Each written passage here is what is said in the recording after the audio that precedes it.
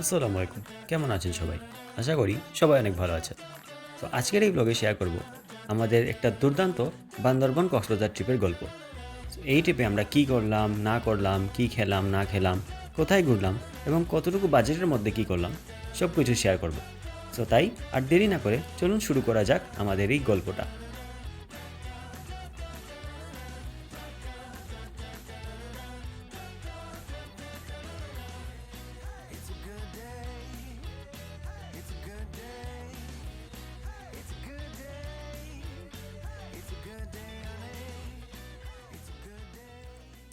So এর আগের দিন রাত 10টার দিকে আমাদের সিলেট থেকে ট্রেন ছিল উপবন এক্সপ্রেসের।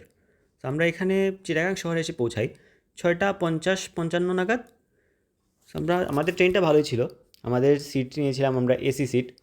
সো আমাদের পার পারসন পড়েছিল সিটের জন্য 700 টাকা করে। তো গাইজ আমরা চলে আসছি চিটাগাং। এখন আমরা চিটাগাং থেকে আমাদের পরবর্তী গন্তব্যের দিকে এগিয়ে যাব। Let's move. সো স্টেশন থেকে বেরিয়ে আমরা একটা ভালো রেস্টুরেন্ট দেখে আমাদের সকালে নাস্তাটা সেরে ফেললাম। যেহেতু লম্বা জার্নি ছিল রাতের, তাই আমরা হেভি কিছু না খেয়ে শুধু আমাদের এই ডাল আর পরোটা দিয়ে আমাদের কাজ চালিয়ে নিলাম। এরপরে বাস স্টেশন থেকে আমরা যে কোনো একটা ভালো বাস দেখে আপনারা বান্দরবনের উদ্দেশ্যে রওনা দিতে পারেন। আমরা এরকম একটা বাস চুজ করে আমরা আমাদের বান্দরবনের যাত্রাটা শুরু করে দিলাম। এবং সেখানে দালাল থেকে সাবধান থাকাটা খুব বেশি জরুরি। তাই একদম অথেন্টিক কাউন্টার দেখেই আপনারা বাসটা সিলেক্ট করবেন। সো আমাদের বাসটা ভালোই ছিল এবং ওয়েদারটা অনেক ভালো করছিল, বৃষ্টি ছিল। সো বান্দরবানের জন্য একটা পারফেক্ট ওয়েদার হচ্ছিল। সো আমরা অনেক বেশি এক্সাইটেড ছিলাম।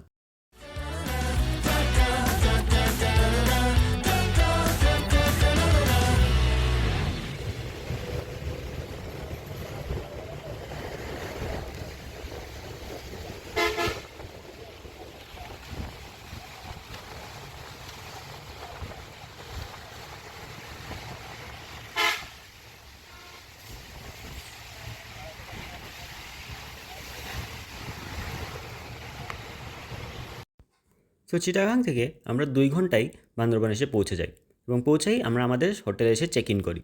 আমাদের হোটেলটা ধনেশ চত্বর থেকে অনেক কাছেই ছিল।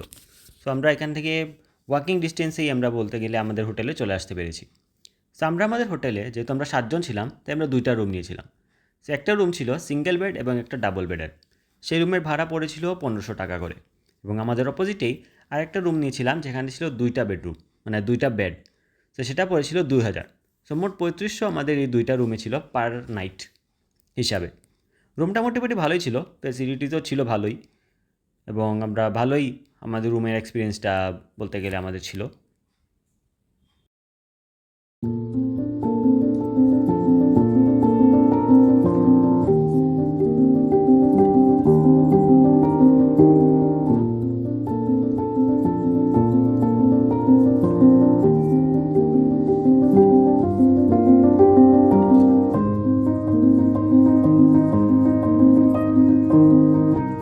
সো হোটেলে এসে চেক ইন করে একটু ফ্রেশ ট্রেশ হয়ে আমরা আমাদের লাঞ্চটা করে ফেলি এই রেস্টুরেন্টে।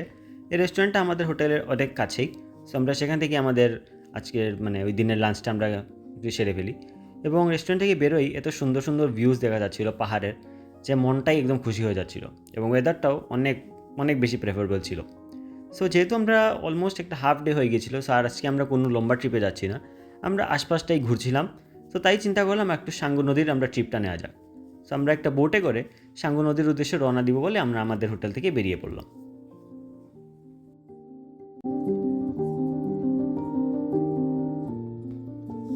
সো এখানে এসে আপনারা যে কোনো ধরনের বোটটা নিতে পারেন। এখানে অপশন ছিল আমাদের 3 ধরনের। সো আমরা আমাদের ফেভার অনুযায়ী আমরা বোটটা নিয়ে নিলাম। অবশ্যই এখানে এসে দামাদামি তো করতেই হবে, কারণ ওনারা যা দাম বলবেন সেটা নিলে আপনারা তো লস প্রজেক্টই হয়ে গেল। যদিও পানিতে মানে নদীতে তেমন একটা পানি ছিল না, বাট ভালোই একটা ছিল, কারণ আমরা রিসেন্টলি একটা খবর পেয়েছিলাম যে এখানে অনেক বেশি পানি থাকতে পারে। তাই একটু ভয়ে ছিলাম, কিন্তু এখানে এসে দেখলাম যে পানিটা নর্মালি আছে। তাই আর আমাদের তেমন একটা অসুবিধা হয় নাই।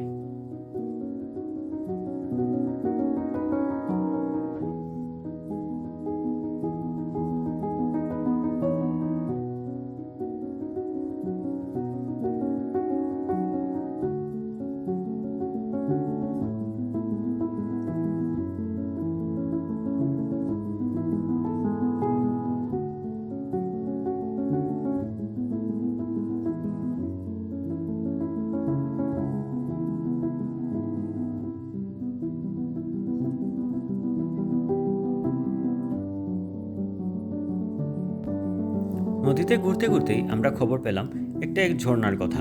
সেই ঝর্ণার নাম হচ্ছে বান্দর ঝর্ণা। এই বানর ঝর্ণাটাই একটা বলা যায় লুকায়িত ঝর্ণা, এখানে বেশি কেউ আসে না। এই ঝর্ণার পরে আমরা চলে গেলাম একটা আদিবাসী গ্রামে, এবং সত্যি বলতে এই আদিবাসী গ্রামটা আমাদের এই দিনের সবচেয়ে ফেভারিট স্পট ছিল। এত ক্লিন, এত নীরবতা, এত শান্তশিষ্ট একটা পরিবেশ, মনে হচ্ছিল যেন একটা ভিন্ন জগতে চলে আসি। একদম মনে হচ্ছিল যে এটা একটা এক্সিবিশন চলছে, কোনো কোনো ডিস্টারবেন্স নাই, কোনো ট্রাফিক নাই, কোনো আওয়াজ নাই। ওনারা ওনাদের মতো কাজ করে যাচ্ছে, আমরা আমাদের মতো ঘুরে যাচ্ছি, বাস এভাবেই চলছে জীবন।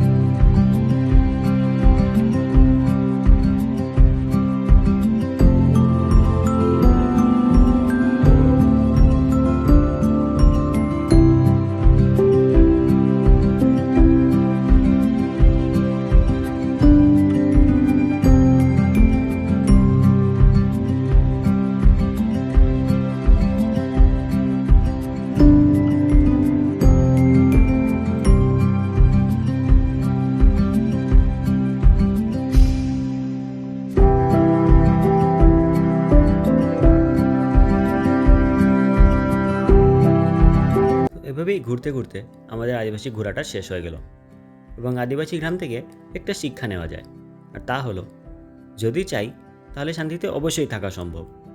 এত শান্ত পরিবেশ, এত শান্তশিষ্ট একটা নগরীর মধ্যে আর একটা শান্তশিষ্ট গ্রাম, আর কি লাগে? তাই মনের শান্তি আসলে অনেক বড় শান্তি। রাতের বেলা আমরা বেরিয়ে পড়ি শহর ঘোরার জন্য।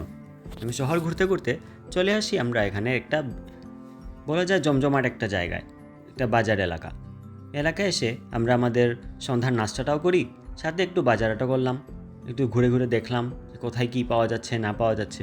এবং এই জায়গাটা আসলে অনেক জমজমাট, বলা যায় আমাদের সিলেটের জিন্দা বাজার টাইপের।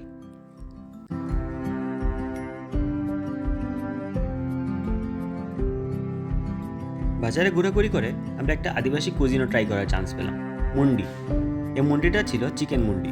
আমাদের কাছে অনেক ভালো লেগেছে, আবার অনেকের কাছে একটু গণ। এরপরে ওই দিন আমাদের ফ্রেন্ড দিব্যর বার্থডে ছিল, তাই আমরা ভাবলাম যে বান্দরবনে এসেছি, একটা মেমোরেবল মোমেন্ট তো আমাদের রাখাই উচিত। তাই আমরা বার্থডেটা সেলিব্রেট করলাম। সেখানে লোকাল টেস্টি ছিল, সেখান থেকে আমরা কেকটা নিয়ে ওর বার্থডেটা সেলিব্রেট করে ফেললাম।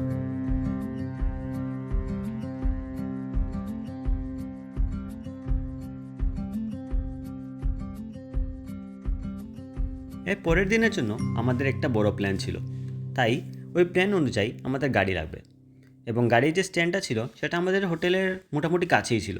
তো আমরা হেঁটে হেঁটেই চলে গেলাম আমাদের গাড়ি স্ট্যান্ডে। সেখান থেকে আমরা আমাদের একটু প্যাকেজ সিলেক্ট করলাম। আমাদের প্যাকেজটা নিয়েছিল ৬,২০০। এই ৬,২০০ এই প্যাকেজে আমরা আমাদের বলা যায় যে মোটামুটি সব টুরিস্ট স্পটেই টাচ করে ফেলবো, তাই আমরা এই প্যাকেজটাই নিয়ে নিলাম।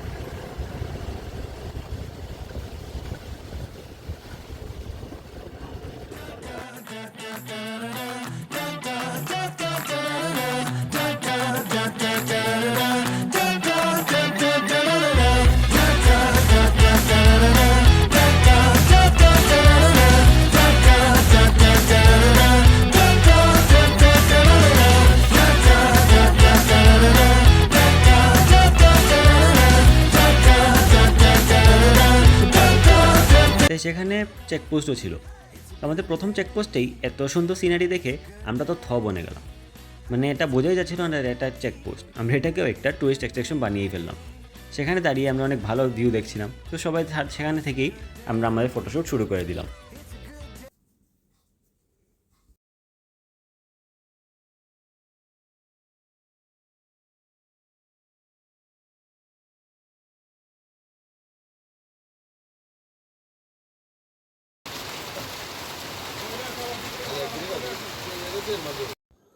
আমাদের যাত্রাপথে একটা যাত্রা বিরতি দিয়ে দিল এই বৃষ্টিটা। অবশ্যই পাহাড়ে এসেছি, মেঘ ছুবো, একটু বৃষ্টিতে ভিজবো না, তা তো হয় না। তাই আমরা এই বৃষ্টির জন্য একটু সময় থেমে পড়লাম, এবং যেখানে থেমেছিলাম সেখানে অনেক ভালো জুস পাওয়া যাচ্ছিল। জুসটা আসলে অনেক স্বাদ ছিল।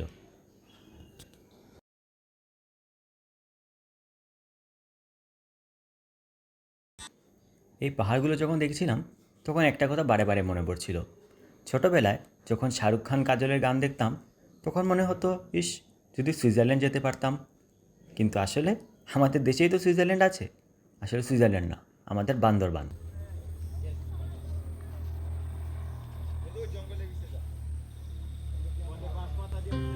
ঘুরতে ঘুরতে আমরা চলে আসলাম আমাদের প্রথম গন্তব্য নীলগিরিতে। নীলগিরিতে বেসিক্যালি একটা রিসর্ট রয়েছে, সেই রিসর্টে চাইলে আপনারা থাকতে পারেন, কিন্তু রিসর্টে যারা থাকবেন না ওনারা পুরো দিনভর সেখানে ঘুরতে পারেন। নীলগিরিতে ঢোকার জন্য আমাদের এন্ট্রি ফিস নিয়েছিল 100 টাকা, এবং সাথে যেহেতু আমাদের গাড়ি ছিল তাই গাড়ির সাথে নিয়েছিল 300 টাকা। ভাই রে ভাই, দ্য বিউটি ইট হোল্ডস।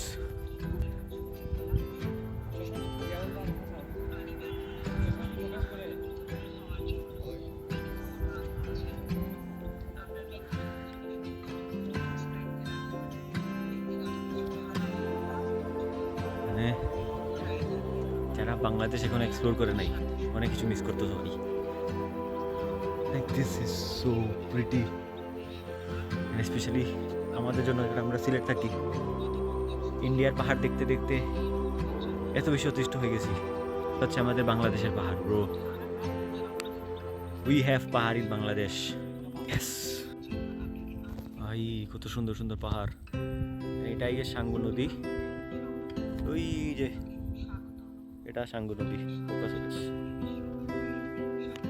এই পাহাড়টা দেখে ভাই,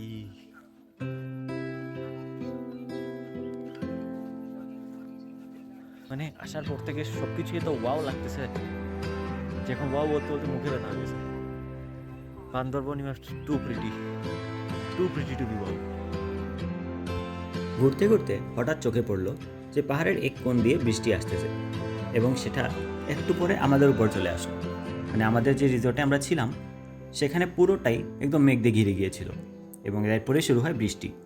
অবশ্য সেটা একটা মেমোরেবল মোমেন্ট ছিল, কারণ পাহাড়ের দেশে এসেছি মেঘের মধ্যে, তাই বৃষ্টিতে তো ভিজতেই হয়।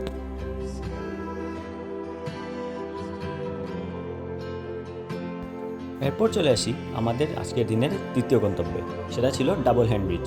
এবং ডাবল হ্যান্ড ব্রিজটা অত্যন্ত বিজি ছিল, মানে আপনি ফটো তুলতেছেন পিছনে দেখবেন এক গাদা লাইন। এরপরে চলে আসলাম আমরা চিম্বুক পাহাড়। যদিও চিম্বুক পাহাড় তেমন একটা আকর্ষণীয় কিছু না, কিন্তু সেখানেও একটা রিসোর্ট রয়েছে, এবং যেহেতু ওই দিন জুম্মাবার ছিল তাই আমরা জুম্মার নামাজটাও চিম্বুক পাহাড়ের মসজিদেই পড়ে ফেললাম।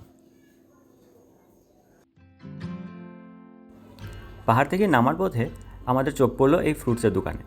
যেহেতু একটু গরম, একটু বৃষ্টি ছিল, তাই আমরা ভাবলাম একটু ফ্রুটস ট্রাই করা যাক। এখানে বিভিন্ন ধরনের স্টল রয়েছে, কাপড়ের স্টল, ফ্রুটসের স্টল, এবং এই স্টলে থামার অন্যতম রিজন হচ্ছে এই জলপ্রপাতটা, শৈলপ্রপাত। এখানে চাইলে আপনি নামতে পারেন, গোসল করতে পারেন। পানিটা বেশ ঠান্ডা ছিল।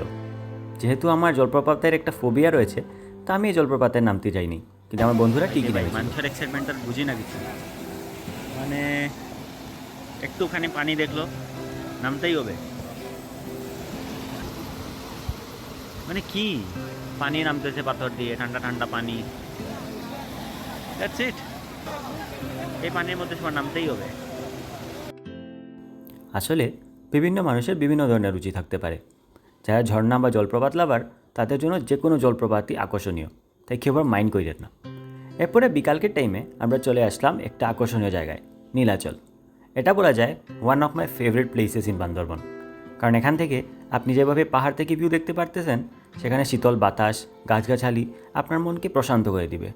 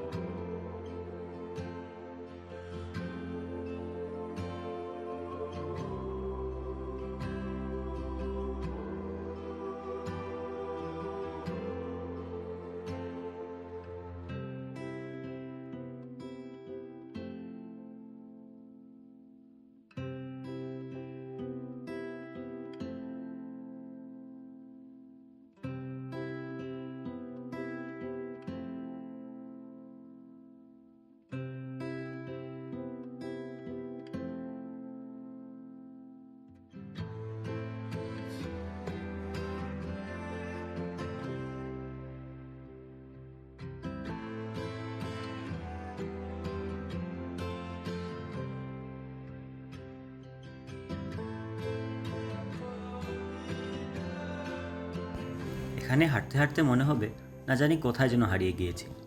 এত সুন্দর বাতাস, খোলা আকাশ, আর সাথে এত সুন্দর পাহাড় থেকে ভিউ, মানে ইটস কাইন্ড অফ ম্যাজিক্যাল।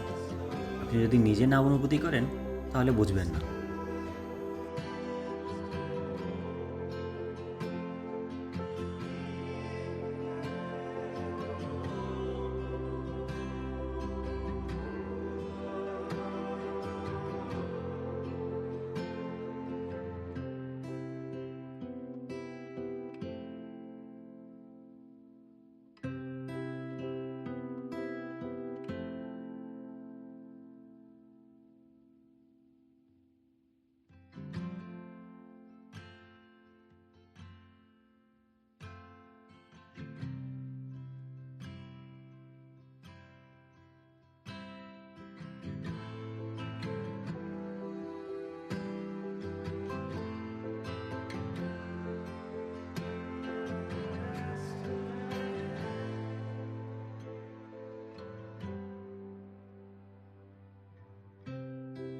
এরপর আমরা চলে আসি আমাদের আজকের দিনের শেষ গন্তব্য মেঘলায়।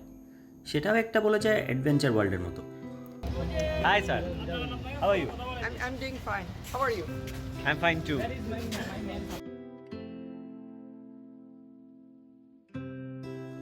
এখানে এসে আপনি বিভিন্ন ধরনের অ্যাডভেঞ্চার স্পোর্টস করতে পারেন। যেমন এখানে আমার কিছু বন্ধুরা জিপ লাইনিং করছিল, আমাকেও বলেছিল, কিন্তু ওই যে ফোবিয়া টাইপসের জন্য আমি এটা ট্রাই করিনি। কিন্তু আসলে মনে হচ্ছিল অনেক আনন্দই হবে সেখানে।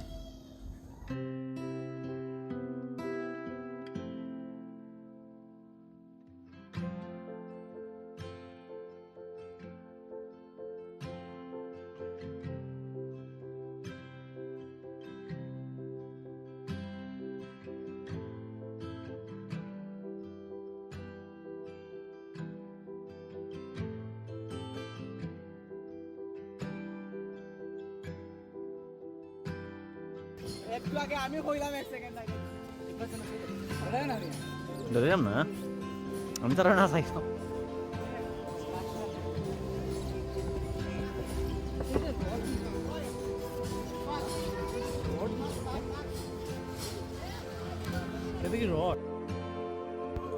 মেঘলায় হাঁটতে হাঁটতে ট্রেকিংয়ের এক্সপিরিয়েন্স হয়ে যাবে সেটা ভাবিনি। তার গল্পটা একটু পরেই বলছি। মাঝে মাঝে আমরা ভুল করে সঠিক জায়গায় চলে আসি। সো আমরা এখন আছি মেঘলায়, এবং এখানে এসে আমরা অনেক অ্যাডভেঞ্চারাস একটা হাইকিং করলাম। আমরা শর্টকাট মনে করে লং কাটে চলে আসলাম, বাট ভিউজগুলো অনেক সুন্দর ছিল, অনেক বেশি পাহাড়ি এবং অনেক বেশি মজার রাস্তা। এটা হয়তো সে একটুর জন্য আমরা ভয় পেয়ে গেছিলাম, কারণ এখানে কেউ নাই, শুনশান নীরবতা। But ultimately it's fun when it's adventurous. এটা চিড়িয়াখানার মতো, যেখানে দিব্য কয়েদ ছিল। আমরা ছাড়িয়ে নিয়ে আসছি। আর এই হচ্ছে সিঁড়ি, আর ওই দূরে লেক।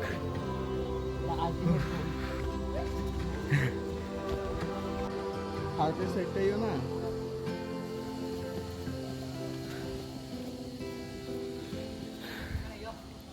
নিচে জিপ লাইনিং হয়।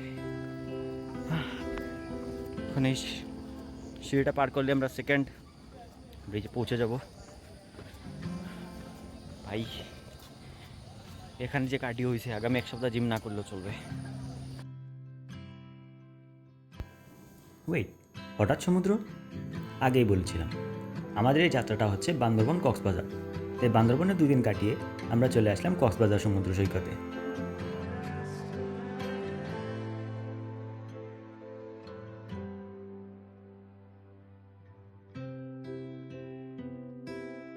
বান্দরবনে 2 দিন কাটিয়ে আমরা 3 নম্বর দিন চলে আসলাম কক্সবাজার। কক্সবাজারের প্ল্যান ছিল আমাদের আগে থেকেই। কক্সবাজার যদিও আমরা বেশি সময় থাকবো না, আমরা এখানে আছি শুধু 1 রাতের জন্যই। কিন্তু এই এতটুকু জায়গায় এসে আমরা যদি এখন সমুদ্র না দেখি তাহলে কি চলে? তাই চলে আসলাম সমুদ্র পাড়ে।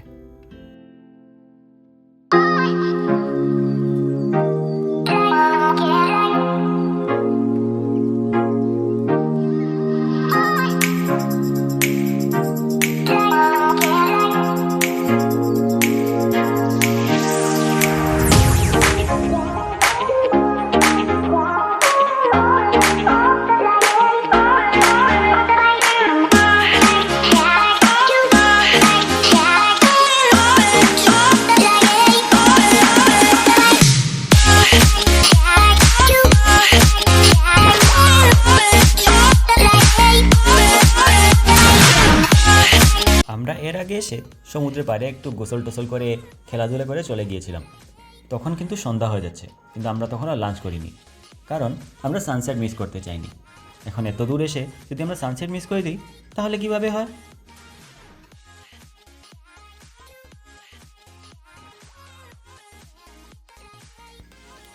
সন্ধ্যা পরে আমরা বের হয়ে যাই আমাদের আজকে স্ট্রিট ফুড ট্রাই করার জন্য। এখন কক্সবাজার আসলে অবশ্যই আমাদেরকে সি ফিশ তো ট্রাই করতেই হয়। তাই আমরা বেরিয়ে পড়লাম বিভিন্ন দোকানে দেখার জন্য যে কোথায় ভালো সি ফুড পাওয়া যেতে পারে। কিছু দোকানে দেখলাম সেখানে সি ফুডের অপশন কম ছিল, আর না হলে প্রাইস বেশি ছিল।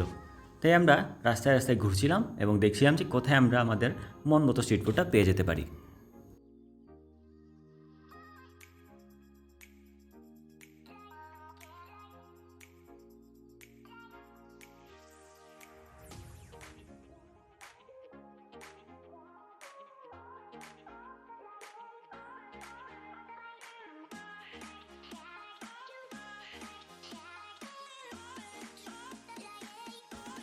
সুগন্ধা বিচের বাইরেই এভাবেই বসে থাকে এই স্ট্রিট ফুডের পসরাগুলো। শুধু স্ট্রিট ফুড না, স্ট্রিট ফুডের সাথে থাকে বিভিন্ন ধরনের খাবার দাবার, সাথে হচ্ছে গিয়ে দোকানপাট, এবং সাথে সাথে ছোটো ছোটো জুয়েলারিজ আর শোপিসের দোকানগুলো। এবং একটু পরে পরে ছোটো ছোটো পিচ্চিরা আসে এই জুয়েলারিগুলো বেচার জন্য। সেখান থেকে আপনারা চাইলে মন মতো ব্রেসলেট, ইয়াররিংস এগুলো কিনতেই পারেন।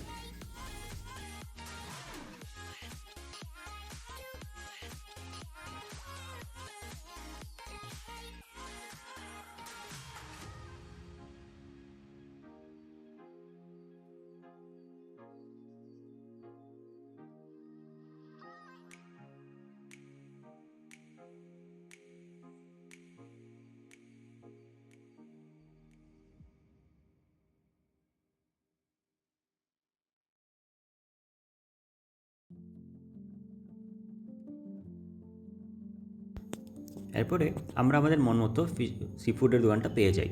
সেখান থেকে আমরা আমাদের পছন্দ মাছ বেছে ওনাদেরকে দিয়ে দিই, যাতে ওনারা কেটে চেটে আমাদেরকে ওগুলো রান্না করে দিয়ে দিতে পারে। সো আমরা নিয়েছিলাম কোরাল মাছ, যেটাকে আমরা বলছিলাম বারবিকিউ করার জন্য।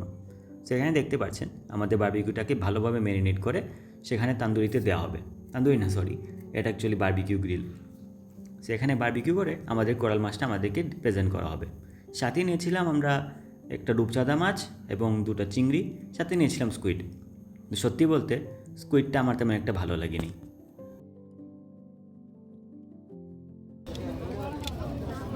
হ্যাঁ, 3টা নিতাম। চুজ কর।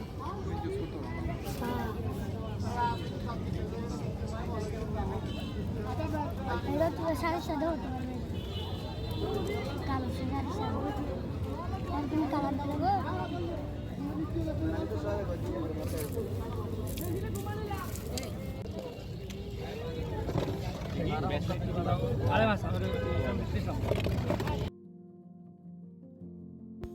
বিচের বাইরে ভিতরে বিভিন্ন ধরনের এরকম দোকান পেয়ে যাবেন, সেখান থেকে আপনাদের মন মতো যে কোনো কিনতে পারেন। যেমন কি শুটকি, চকলেটস, আচার, এগুলো তো অনেক বেশি ফেমাস, তাই আপনারা চাইলে এখান থেকেই নিতে পারেন, কিন্তু অবশ্যই দাম দর করবেন কিন্তু।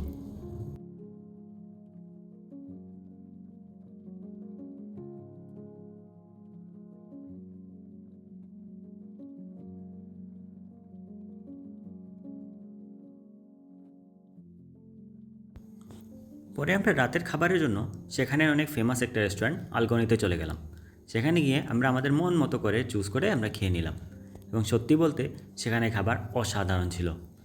আর এই জিলাপি আর রাবড়িটা এখনও মুখে লেগে আছে, তাই অবশ্যই ট্রাই করবেন। এরপরে রাতের বেলা আমরা চলে গেলাম বিচ পাড়ে।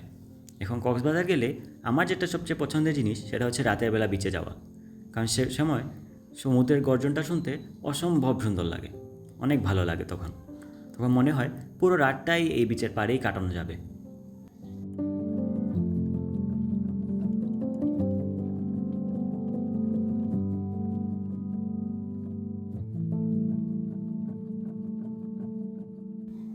আমাদের ট্রিপের লাস্ট দিন, এই লাস্ট দিনেই আমরা চুজ করলাম মেরিন ড্রাইভে যাব, কিন্তু ওই দিন বৃষ্টি ছিল অনেক বেশি, তাই মেরিন ড্রাইভের আসল ফিলিংটা পাওয়া যাচ্ছিল না। আমার মতে মেরিন ড্রাইভে যেতে হলে একটা রোদ্দুরচাল দিন, একটা ভালো বাতাস এরকম থাকলে বেটার, বাট তাও খারাপ না। বৃষ্টি ছিল, তাই মেরিন ড্রাইভ দেখতে অন্যরকম সুন্দর লাগছিল। সাথে ছিল সমুদ্রের বিশাল গর্জন, এবং দেখেন পানি কতটুকু কাছে ছিল।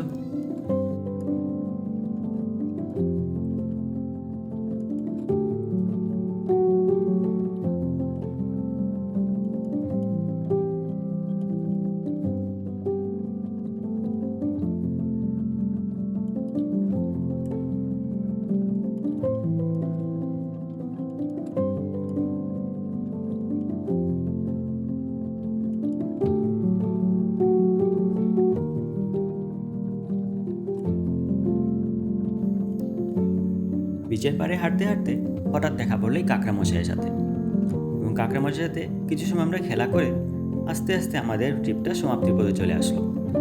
সত্যি এই ট্রিপটা অসাধারণ ছিল। ইউনিভার্সিটি লাইফের 4 বছর কীভাবে কেটে গেলো বুঝতেই পারলাম না।